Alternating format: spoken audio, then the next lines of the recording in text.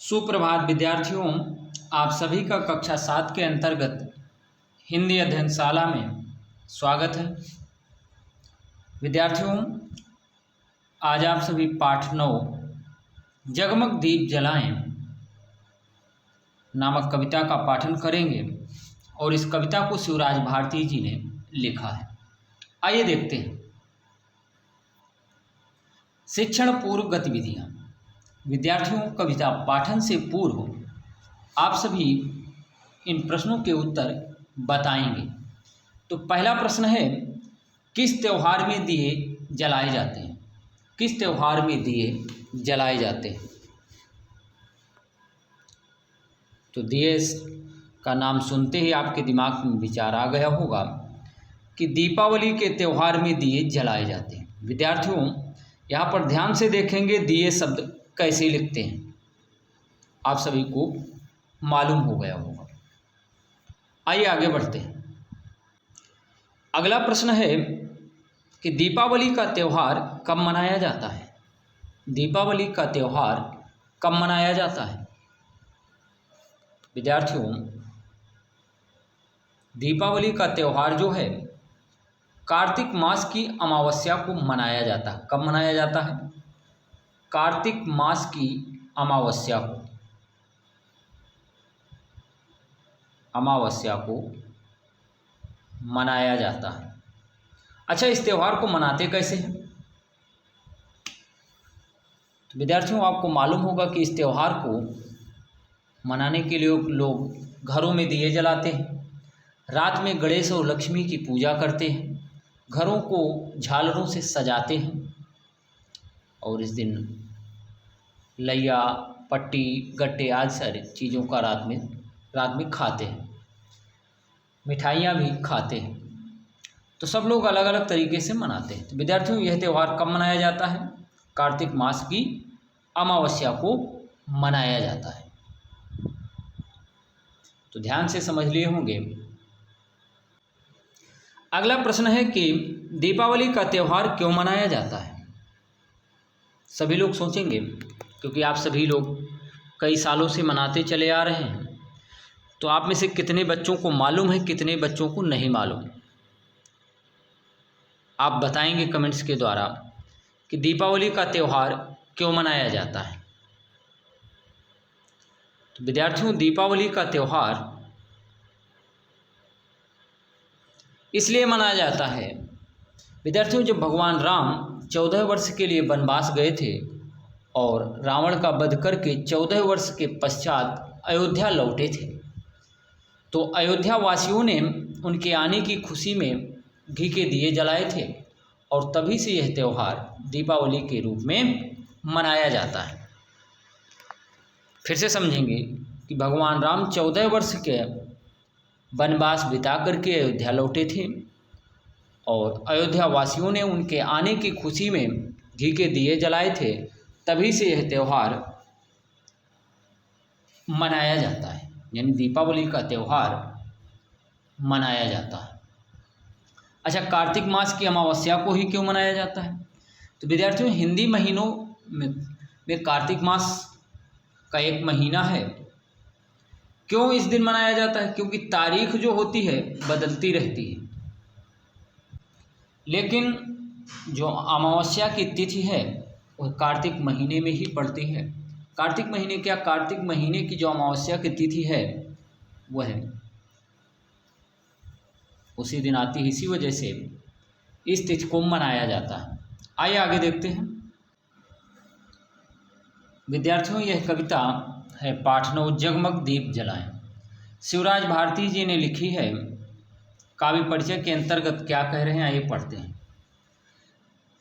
कवि का कहना है कि भारतीय संस्कृति में दीपों के त्यौहार को सबसे महत्वपूर्ण माना जाता है। इस अवसर पर हम आपसी भेदभाव मन से मिटाकर एक हो जाएं। कवि दीपों के माध्यम से प्रेम, भाईचारा, सद्भाव, शांति व खुशी फैलाने का संदेश दे रहे हैं। आइए कविता पढ़ते हैं। आओ जगमग दीप जलाएं, अपनेपन का भाव जगाएं। मन से मन का दीप जलाकर, विश्वासों की डोर बढ़ाकर, संस्कृत के पावन आलोक से सारा जग दमकाएं। आओ जगमग दीप जलाएं। टूटे मन में स्नेह जगाकर, मन के कड़वे भाव हटाकर, दूर किसी उजड़ी कुटिया के आंगन को महकाएं। आओ जगमग दीप जलाएं। विद्यार्थियों, आओ जगमग दीप जलाएं, अपनेपन का भाव जगाएं। विद्यार्थियों, इन पंक्तियों के माध्यम से कवि कहता है कि आओ आज दीपावली का त्यौहार है, यानी दीपावली के त्यौहार के बारे में कवि कह रहा है कि आओ आज दीपावली का त्यौहार है और हम सभी आपस में मिल करके दिए जलाएं। आओ जगमग दीप जलाएं। जग यानी संसार को, मग माने संसार के हर एक मार्ग को दिए जला करके प्रकाशित कर दें। ऐसा कवि कह रहा है कि आओ हम सभी आज इस दीपावली के त्यौहार में मिलकर के दिए जलाएं और संसार के हर एक मार्ग को प्रकाशित कर दें, अंधकार को मिटा दें, अपनेपन का भाव जगाएं। आगे कवि कहता है कि दिए से तो केवल बाहर के अंधकार को मिटाया जा सकता है, लेकिन जो मन में अंधकार है, अब मन में कैसा अंधकार है,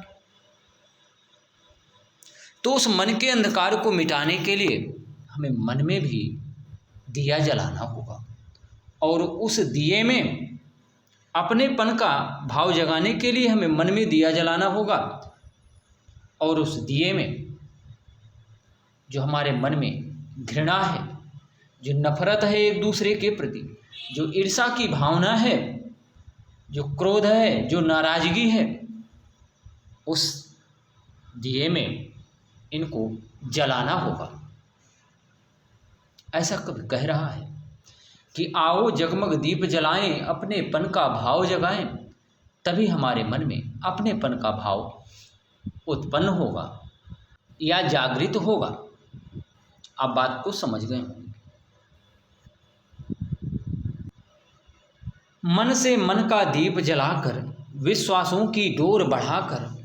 विद्यार्थियों, आप देख रहे हैं यहाँ पर अनेक धर्मों के लोग, अनेक धर्मों के बच्चे हैं। आप यहाँ देख रहे हैं कई धर्मों के बच्चे हैं। तो वही कवि कह रहा है जो धर्म को लेकर के, अच्छा लड़ाई क्यों होती है लोगों में? लड़ाई का कारण क्या है कि जब कोई हमारे साथ गलत करता है, पहले तो हमें गलत करना नहीं चाहिए किसी के भी साथ। अगर हर व्यक्ति ऐसा सोचने लगे तो लड़ाई होगी ही नहीं। तो विद्यार्थियों, इन बच्चों के माध्यम से कवि कहता है कि हमें आपस में मिलजुल करके त्योहारों को मनाना चाहिए। हर एक धर्म के प्रति सम्मान की भावना होनी चाहिए। मन से मन का दीप जलाकर, कवि कहता है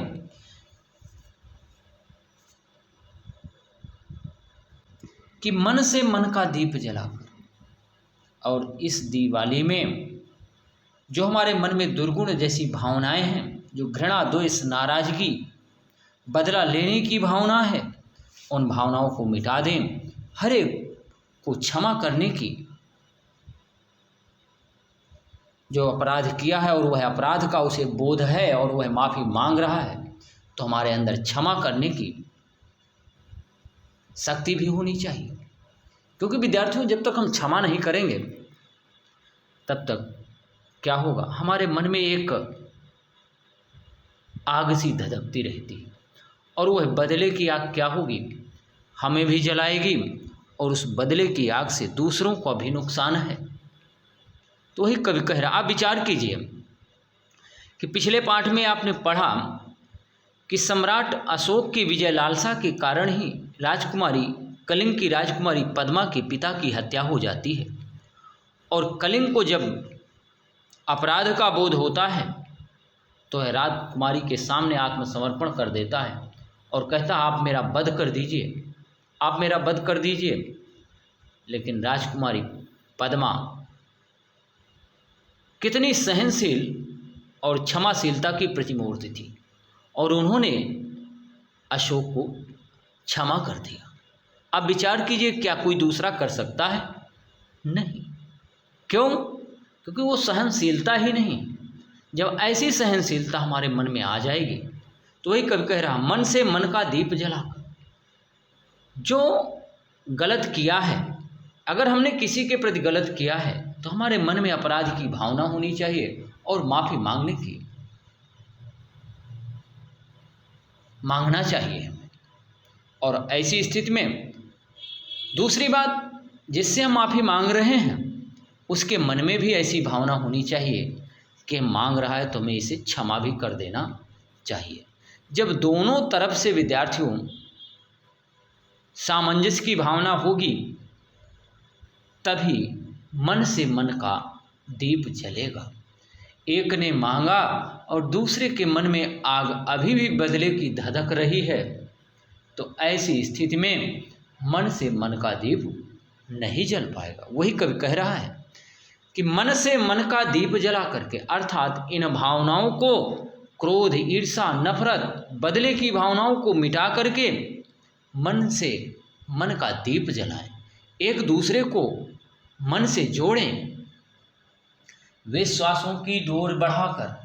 और जब हम अपराधों को भुला देंगे तो ऐसी स्थिति में क्या होगा कि एक दूसरे के प्रति अपनेपन का भाव, एक दूसरे के प्रति विश्वास की भावना जागृत होगी, विश्वासों की डोर बढ़ेगी, संस्कृत के पावन आलोक से सारा जग दमकाए।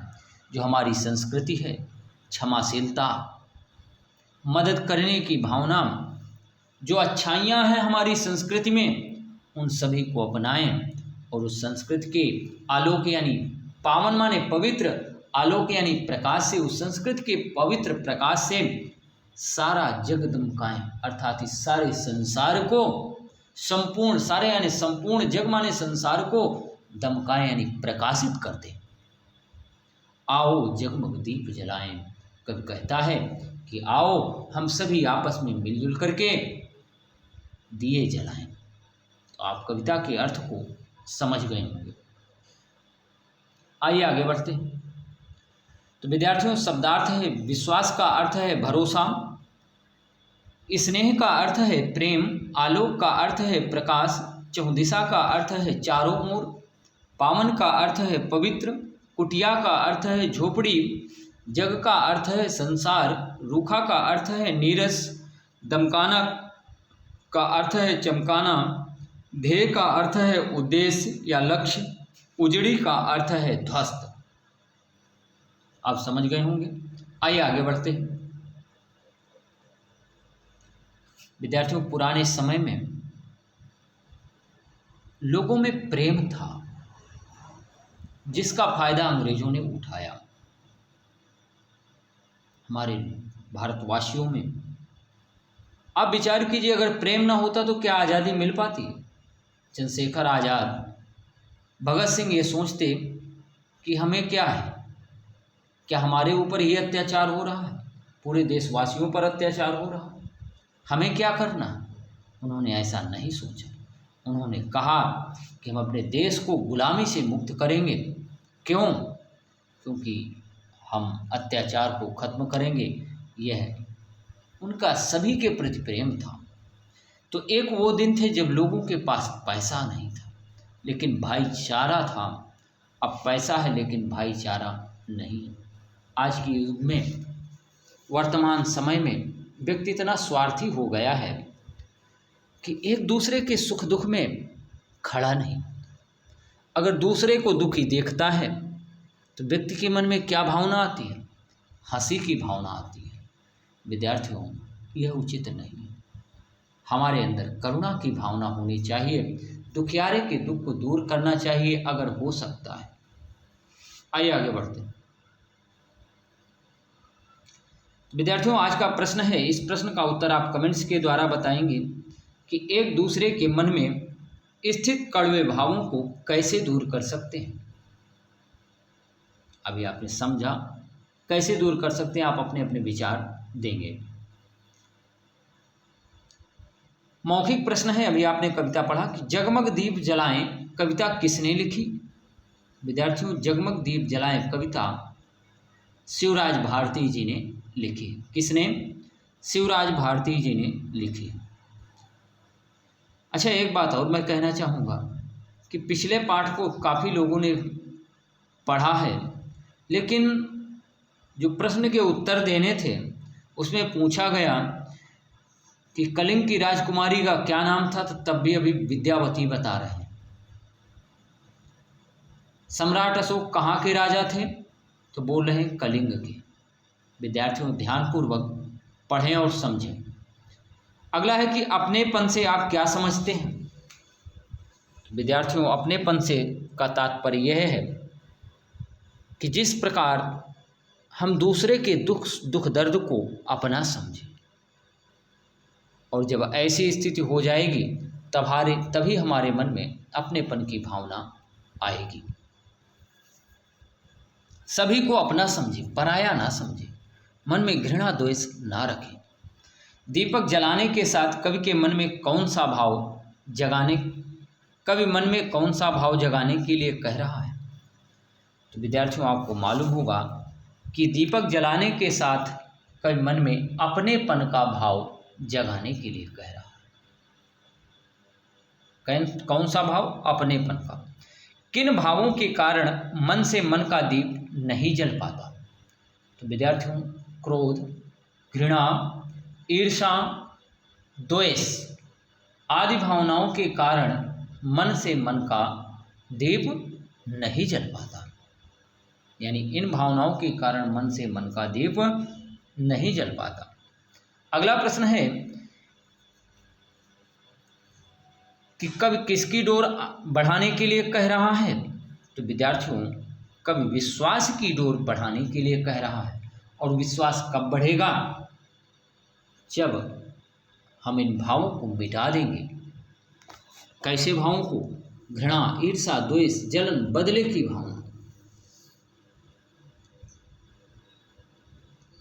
अगला प्रश्न है विद्यार्थियों कि विश्वास व स्नेह शब्द का क्या अर्थ है।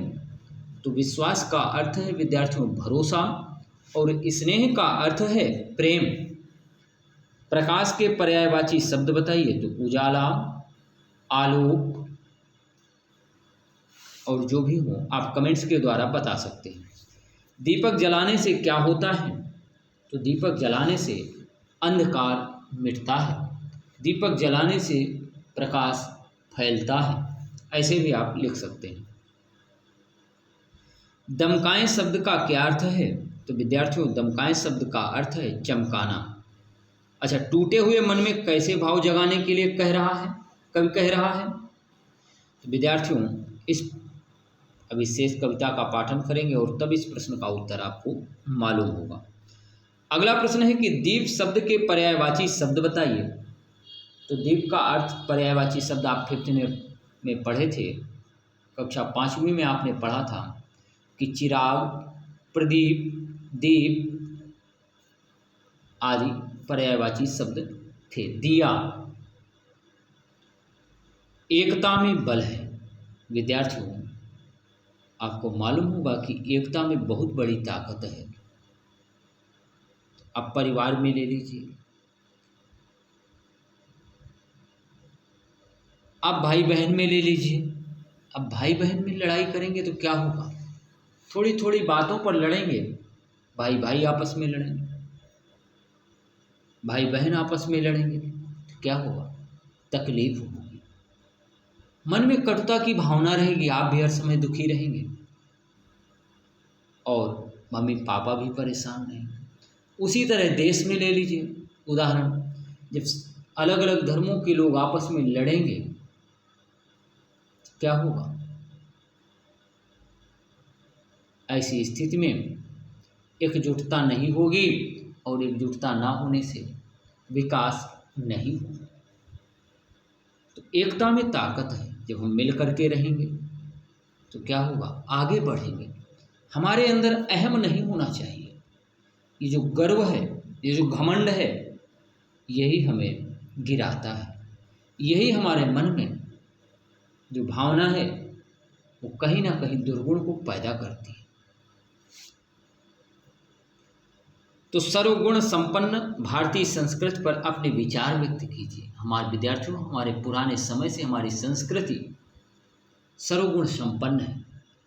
लोगों में प्रेम, भावना, करुणा आदि गुणों को अपनाने की सीख देती है, मिलजुल कर रहने की सीख देती है। आपने देखा कि हमारे देश में अनेक धर्मों के लोग रहते हैं, अलग अलग भाषा को बोलने वाले लोग रहते हैं, अलग अलग त्योहारों को मनाने वाले लोग रहते हैं। फिर भी क्या है, जब देश की बात आती है तब हम सभी एक हो जाते हैं। आप विचार कीजिए, जब क्रिकेट होता है तो क्रिकेट में जब भारतीय टीम किसी दूसरे देश की टीम के साथ खेलती है तो सभी धर्मों के मन में, लोगों में यही विचार होता है कि हमारे देश की टीम जीते। और यह कितना बड़ा उदाहरण है। ऐसी स्थिति में क्या अलग अलग धर्मों के लोग अलग अलग सोचते हैं? नहीं, वहाँ पर वो यही सोचते हैं कि हमारे भारतवर्ष की टीम जीते। तो ये भारतीय एकता, अनेकता में एकता का ही तो परिणाम है। आप बात को समझ गए होंगे। विद्यार्थियों, आज का क्वेश्चन ऑफ द डे है, जिसे आप ऑनलाइन एग्जाम के द्वारा बताएंगे कि अंधकार का विलोम क्या होगा। जात पात के बंधन तोड़ो, भारत जोड़ो, भारत जोड़ो। विद्यार्थियों, आप सभी पढ़ें और लिखें और ऐसे ऐसे पद पर पहुँचें, लेकिन देश को जात के नाम पर मत तोड़ने दें। जिस तरह से आप देख रहे हैं राजनीति में जात के नाम पर लोगों को तोड़ा जाता है, तो ऐसे बातों को रोकें और भारत को एकता के सूत्र में बांधें। आज आपने क्या सीखा कि दीपावली का त्यौहार कब मनाया जाता है? तो आपको मालूम होगा कि कार्तिक मास की अमावस्या को मनाया जाता है। क्यों मनाया जाता है? क्योंकि भगवान राम 14 वर्ष का वनवास को बिता करके अयोध्या लौटे थे और अयोध्या वासियों ने खुशी से घी के दिए जलाए थे और तभी से यह त्यौहार मनाया जा रहा है। कैसे मनाया जाता है? तो आपने को मालूम होगा कि घरों में दिए जलाते हैं, पटाखे फोड़ते हैं, घरों को झालरों से सजाते हैं, मिठाइयाँ खाते हैं, रात में गणेश और लक्ष्मी की पूजा करते हैं, आदि प्रकार से मनाते हैं। एक दूसरे के प्रति विश्वास व अपनेपन की भावना, एक कविता के माध्यम से सीख दी गई है कि इस तरह से त्यौहार मनाना चाहिए। केवल बाहरी दीपक जलाने से प्रकाश तो किया जा सकता है, लेकिन जब तक मन के अंदर जो अंधकार है उसे मिटाने के लिए अंदर जो है एक दिया जलाने की जरूरत है। अनेकता में एकता, अर्थात अनेक धर्मों के लोग रहते हैं फिर भी वह एक होकर के रहते हैं। अनेक भाषाओं को बोलने वाले लोग रहते हैं फिर भी वह एक है। ईर्ष्या, घृणा, क्रोध व दुश्मनी की भाव का त्याग करके ही हम ऐसा कर सकते हैं। तो विद्यार्थियों, आज का लेखन कार्य है पाठ 9, पढ़ें और समझें, कठिन शब्द व शब्दार्थ अभ्यास पुस्तिका में लिखें। विद्यार्थियों, पाठ का नाम, पाठ संख्या, दिनांक जरूर लिखें। अच्छा, कुछ बच्चे ऐसे हैं जो निर्देश नहीं लिखते, कुछ बच्चे हैं प्रश्न नहीं लिखते। विद्यार्थियों, ये लिखने का सही तरीका नहीं है। प्रश्न का निर्देश जैसे दिया है, निम्नलिखित प्रश्नों के उत्तर लिखें। निर्देश पूरा लिखना है, प्रश्न भी काले पेन से लिखना है और उत्तर जो है उसे नीले पेन से लिखना है। आप बात को समझ गए होंगे। तो धन्यवाद, बाय, फिर मिलेंगे।